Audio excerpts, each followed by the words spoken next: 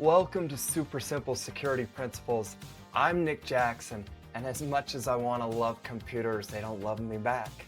I'm learning how to stay safe from my good buddy and master guardian, Makani Mason. Woo!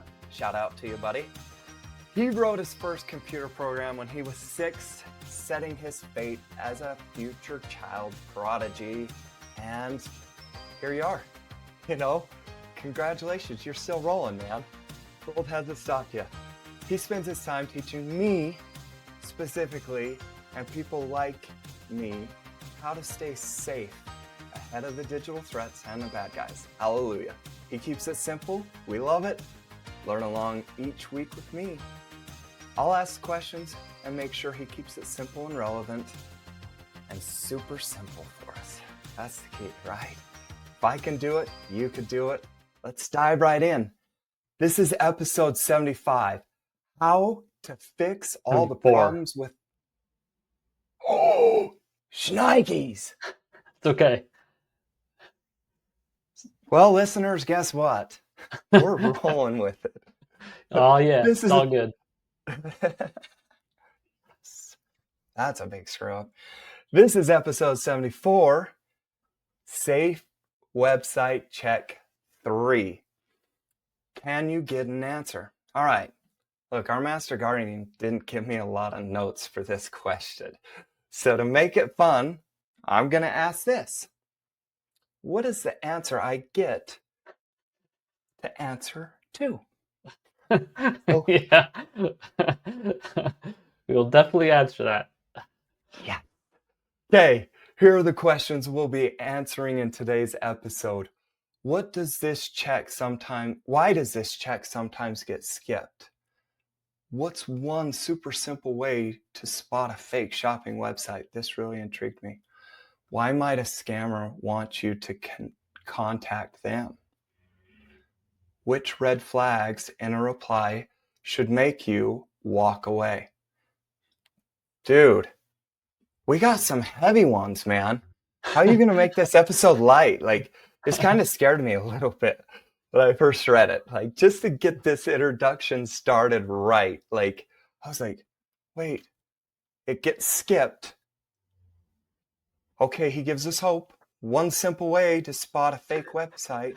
And then he goes, why might a scammer want you to contact them? I'm like, great. I'm going to contact a scammer by accident. I know this is going to happen. And then you bring us back with the which red flags in a reply should make you walk away. So interesting. Yeah, I was reception. like, man. That well, said, we'll see how you feel by the. That's what I was about to say. Whenever I feel this way, you usually help me see the light and see, okay, we're okay because you've got a solution, right? Yeah. Well, and excellent. Yeah, I mean, and I guess that's, in some ways the balance we try to strike, right? We've talked about this before. Want you to be aware, so a little bit of healthy fear, right? Healthy awareness at least, but then hopefully have the tools to manage that fear and mitigate the risks that causes the fear. Yeah. So okay. So where do we start? I took a long introduction time, so I apologize. Oh, no, it was good. So the number 3 in there is, we had 2 episodes before where we were talking about our safe website checklist. Right? So check number 1 is the website less than a year old? We did that in episode 70. Check number 2 was, what does Trustpilot say? That was last week in episode 73. Okay, so today is check number 3, and that is, can you get an answer? And yes, like who you get an answer from is, from the website that we're trying to evaluate, right? Okay. That makes sense? That makes sense. So as we're evaluating, can we get an answer from this website? Yeah, exactly. So, and this can be done pretty quickly and easily. There are a lot of things you can check, but there are some, especially, and we'll get into in just a second, that you can eliminate very quickly sometimes. But the Okay. overall idea is to check what forms of communication they offer, and then, depending on how you feel about it, what you see there, maybe actually seek an answer to a question, like reach out to them and initiate contact. Okay. But sometimes you don't need to. So there's 4 methods of communication. I mean, there's lots, but these are kind of the 4 groupings I put them in the way I'm breaking it down for this purpose. Yeah. So the method number 1, and this is, I mean, these come from like how I do it, because I have, my wife, kids, friends regularly like, hey, what do you think about this, shopping website? Like, I get this. So, Right. you know, I um, wouldn't be shocked if I've sent you one or two. yeah, exactly. So one of the quick ways, and obviously this is item number 3 on the checklist, but once I get to this stage of communication, I just check for a phone number, Okay. right? And if they have one, just give it a call real quick. And I've had plenty of times where it's just disconnected, you know.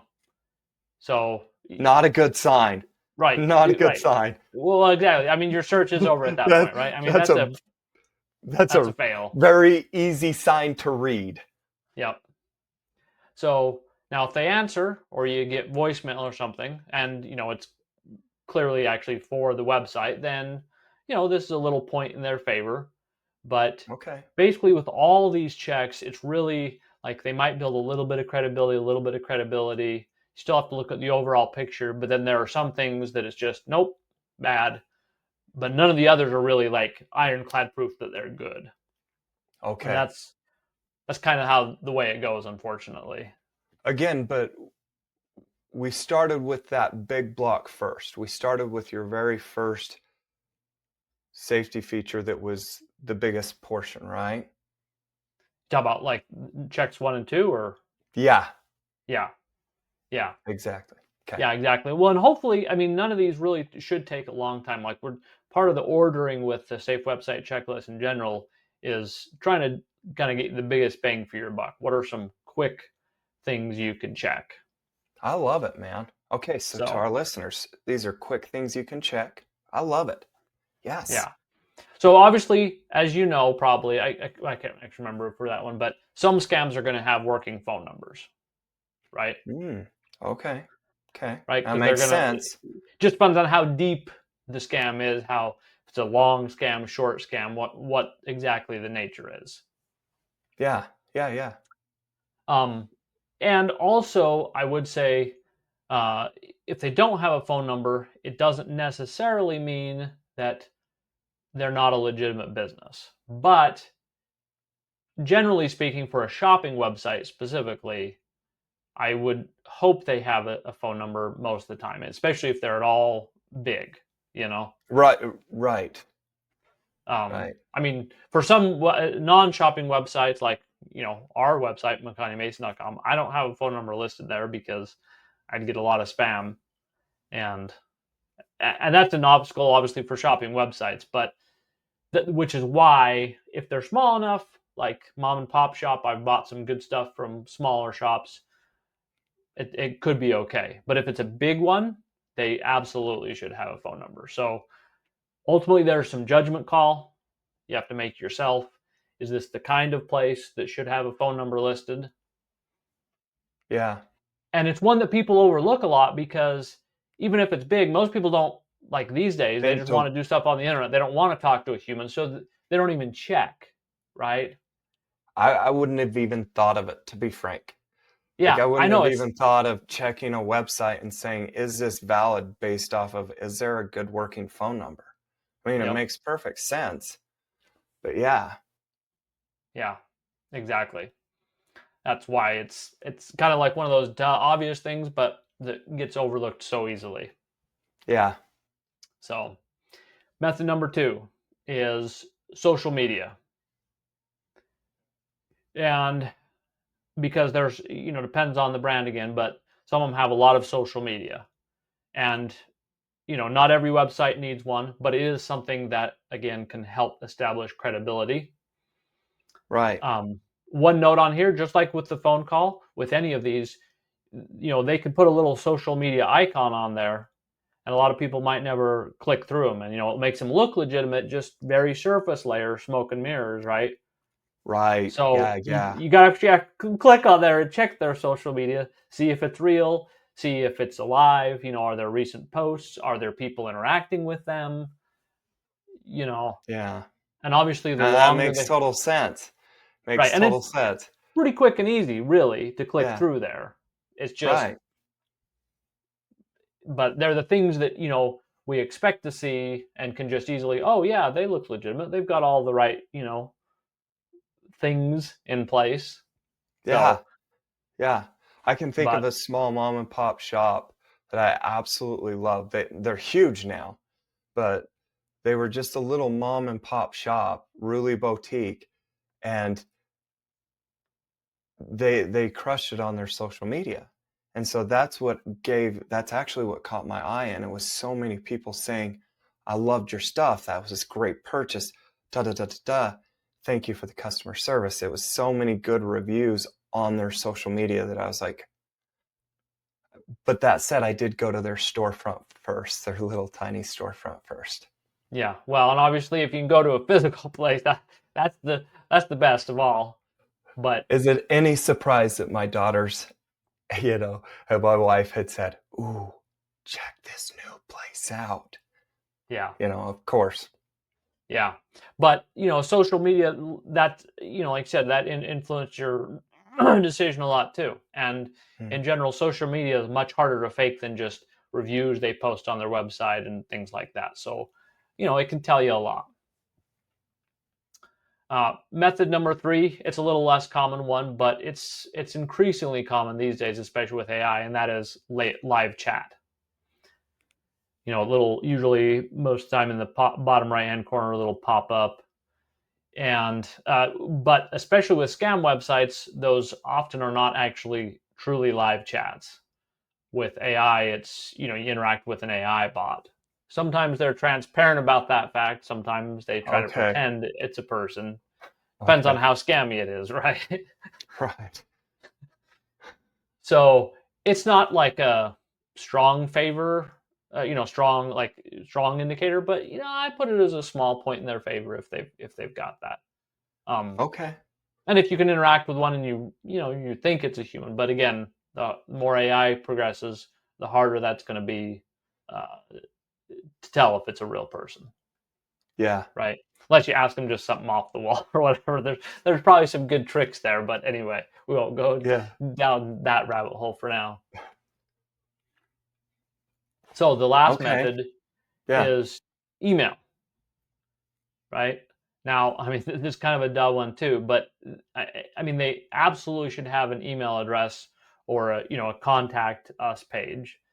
And if they don't have this, or if it's all they have, I personally would steer clear. Like if they have no other, if it's a shopping website and they have nothing besides an email to contact them, I don't know. That's a pretty bad sign to me. If they don't have a phone number, they don't have social media, they don't have a forum, they don't have live chat, they have only email. That's pretty Okay. minimal. Okay. And again, there's some judgment here. Depends on the bigger picture. But for me, part of it too is not just like, okay, is it a scam? But I mean, I'm looking for overall business quality. Right. And in general, like, I mean, I hope not to have any issues. But if you can't contact anybody, I don't know. Partly depends on how much money you're spending too, and whatever. There's factors, but anyway, it's kind of at least for me personally, a bad sign if the only thing is email. Yeah. The other thing I would say on there is if like the email address is a free one, Mhm. Gmail or Hotmail, rather than a business one that matches their website. Yeah. Again, not absolutely a deal breaker, but if they can't fork out the cash or figure out the technical to have a website branded email address, it either means they're really, really tiny, and if you know they're a mom and pop and they're doing that, then maybe that's okay. But again, in general, bad sign for my take. Yeah. So, um, so then you take all those together Yeah. and look at the bigger picture. because again, most reputable shopping websites are going to have multiple viable communication methods. And the bigger they are, the more obviously that should be the case. Right. And then this is the stage though, once you've checked them out, depending on how you're feeling, maybe you actually want to get an answer. Maybe you send them an email, maybe you post on their social media, interact with them, right? Because again, going back to the quality, like I want to, it's going to be a vote in their favor if they respond quickly, if they respond, Yep. with something useful. Now, maybe you don't have any questions you're thinking of, but you can always make something up. Like an easy one is, hey, do you have any sales coming up? Or, Yeah. how much is shipping to my state? Or, whatever. I mean, there's a million stupid questions that you can ask, right? Well, it wouldn't be a stupid question to ask if you're asking it probing, can I get an answer? Well, yeah, right. Admittedly, no, it's a good question, but from their perspective, I'm just saying, like, you don't have to come with anything fancy, I guess. Yeah. So stupid is not the right word. It's more, there's simple questions that Yeah. you don't have to like overthink it too much. This is something I've had a little bit with my kids in particular, where like they grew up, and they're totally into the mode of, I'm definitely not going to look for a phone number. I don't want to talk to a human. I just want to place my order.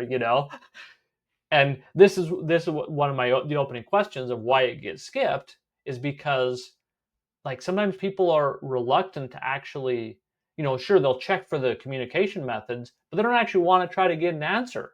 We have so Yeah. much culture with the internet. No, it's just you're shopping. Like the whole point is you don't have to, interact with Right. people.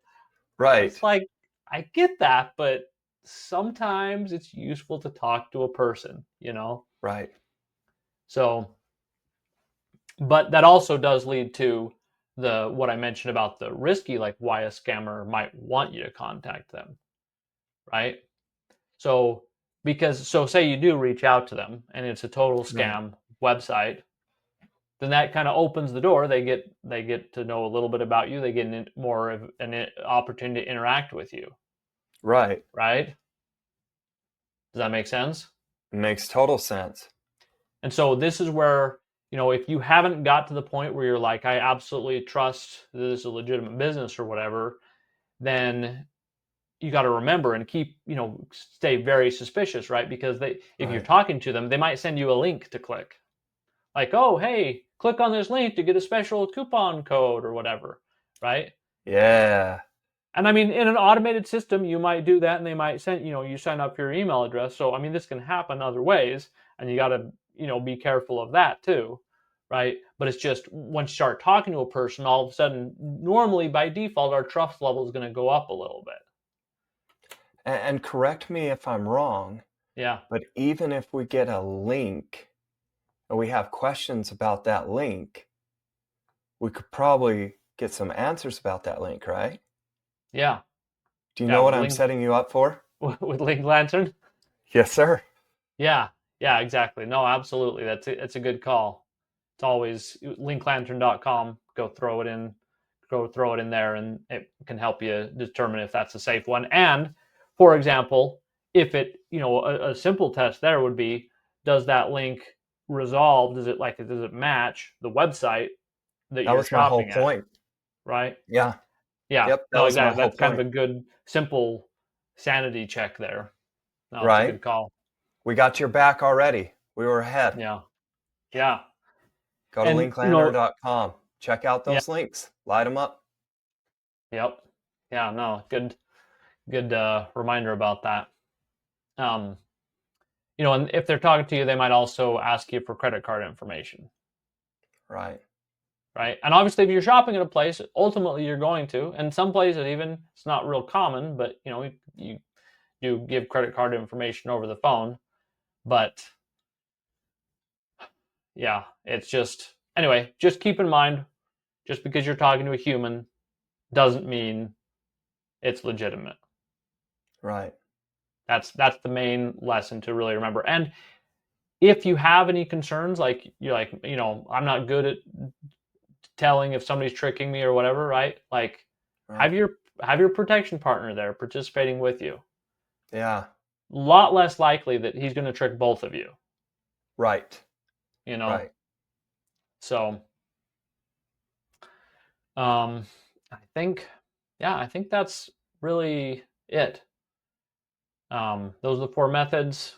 The reason why I get skipped, kind of the risk, potentially talking to the scammer, and oh yeah, actually, the one other note, I guess, just kind of as, and this is pretty generic advice, but when you are talking to them, think about what they're saying. Are they pushy or helpful? You Yeah. know, specific or vague? And hopefully you can trust your gut, or as I like to Right. say, your spidey sense.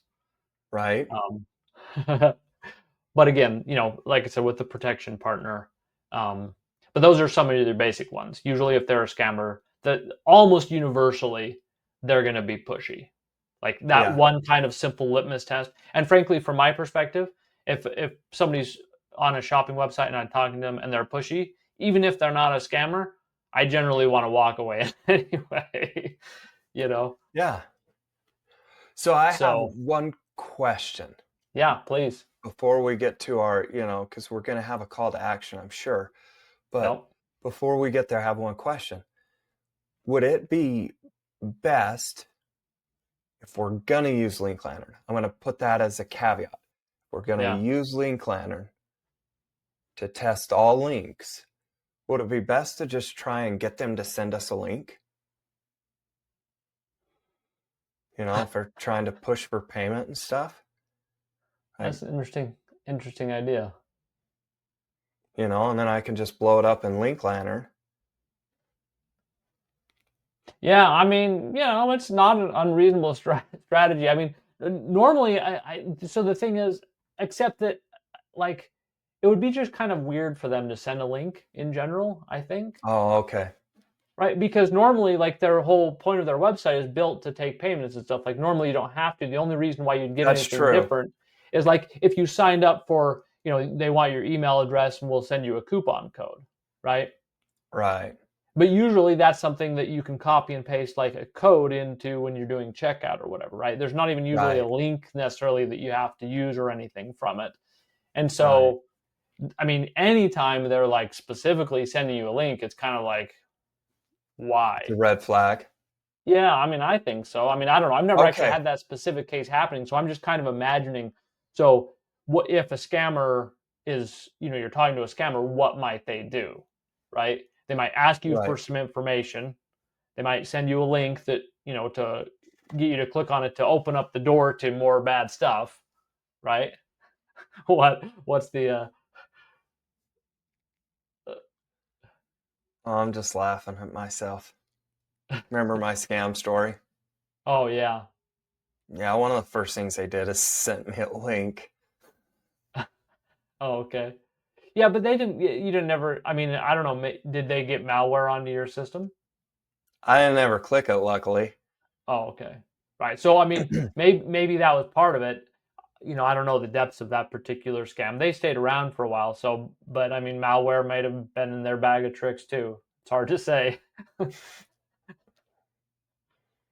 But yeah. Needless to say, now that I have these episodes, I'm not going to fall victim to a scam again.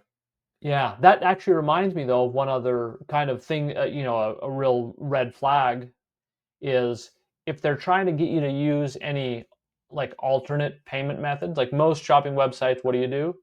You enter a credit card or you pay with PayPal, like Yeah. there's the methods that you're used to. But scammers, they like to use gift cards. You got to pay with gift cards because you can't charge those back, right? Okay. Like the money's gone. There's no recourse. Or they want you to pay with Zelle because the environments there are changing, but Zelle is one we've talked about, which I love, but only with somebody you absolutely know and trust. Because Yeah. again, there's no chargeback system, at least last I knew. Okay. And crypto, which I mean I know is a little bit more rare, but I know a lot of even non-techies these days who have some crypto and like to use it. And anyway, that's also one. There's no recourse. So if there's no method for you to get your money back, if it's a scam, don't do it. Yeah. So anyway, does that answer That's your a good question? last point. I like it. Okay. Dude, what's our call to action? Simple.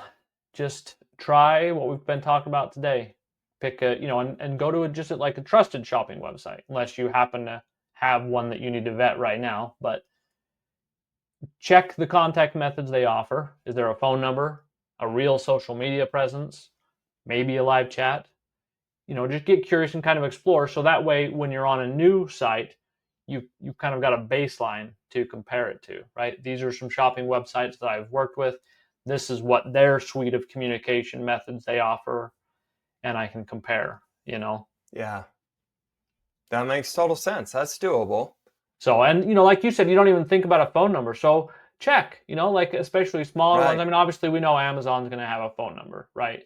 Right. But some of these smaller places, check, hey, do they have a phone number? Right. Yeah. Because they're kind of quaint in some ways, but they're useful. Oh, absolutely. Yeah. So Awesome. Should I tease them about next week? Absolutely. Okay, so just so you know, this is going to wrap up our safety website checklist for now, at least. Yep. We always keep that door open because, like I said, there's always things that are evolving and we're always going to add to it. So, Yep. That said, in next week's episodes, we're shifting gears to tackle a sneaky problem: shopping subscriptions. If you've ever signed up for a free trial and forgotten to cancel, you'll want to catch this one. Trust me, I'm in on this episode because I've forgotten to cancel lots of subscriptions, especially lots of free trials. I paid what? Yeah. Amen. No bueno. Yeah. Okay, man. I liked that episode. You left me feeling positive, especially when okay, yeah, I would say, right. I'm glad we almost forgot. Like we didn't ever come back to like the whole first thing of, you're a little bit scared. How you feeling now? Gauge your mood. Yeah. You got me there, man. I'm like, okay. Good. Because really there was just that one scammer interaction that was the fear point, know. And yeah. Protection partner is really the main thing. If there's still fear in listeners' mind, just make sure you utilize that. That's kind of the cure for that sort of problem, because it's understandable. Yeah. So, okay. All right. Yes. I'm ready. You ready? Are you ready to take action and wondering where to start? Get my Bulletproof My Identity Starter Kit for free. The 7 most vital layers of protection everyone needs. I'll send you one step at a time and help you if you get stuck. Just go to bulletproofmyid.com and enter your name and email, and I will send you the first step. Again, that's bulletproofmyid.com.